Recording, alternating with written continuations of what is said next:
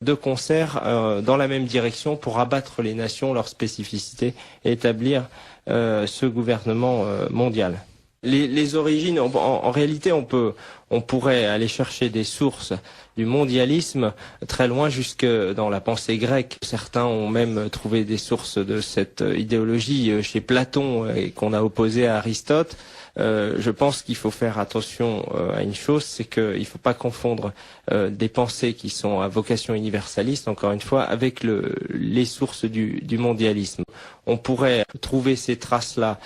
sur le temps long et en particulier dans l'Antiquité, mais aussi au Moyen-Âge, où il y a un certain nombre de courants, dont certains se rattachent au millénarisme ou à un certain prophétisme d'origine judaïque et qui vise à révolutionner le monde. Mais je dirais qu'il faut se fixer sur le XVIIIe siècle. C'est essentiellement au XVIIIe siècle, avec la pensée maçonnique, finalement, l'idéologie ou le système de pensée de la maçonnerie qui se met en place et qui va imprégner fortement l'aristocratie, notamment les aristocraties d'Europe de l'Ouest, que l'idéologie du mondialisme va se mettre en place. Elle se met en place sur le plan des idées, mais elle se met en place aussi sur le plan des réseaux. Donc c'est à ce moment-là que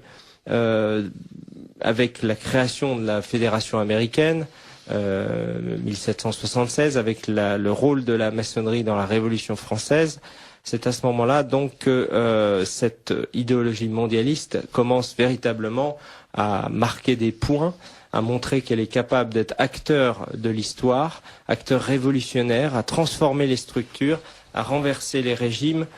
les anciens régimes, et à établir des gouvernements nouveaux fondés sur des utopies, sur l'utopie notamment de l'unification du genre humain sous un gouvernement mondial. Donc la source, elle est essentiellement maçonnique, même si on pourrait creuser un peu plus sur le plan des sources de ce qu'il y a en dessous encore de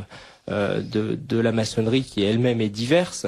mais elle est essentiellement maçonnique parce que c'est à ce moment-là que de manière claire est formulé un projet à vocation mondialiste de façon très claire et que l'on cherche. C'est d'ailleurs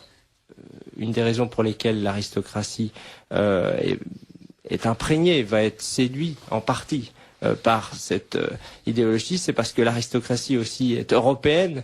souvent qu'il y a un certain nombre de mariages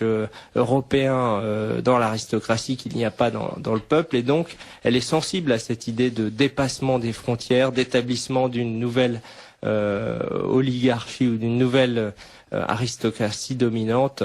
éclairée, qui serait là pour transformer le monde. Et puis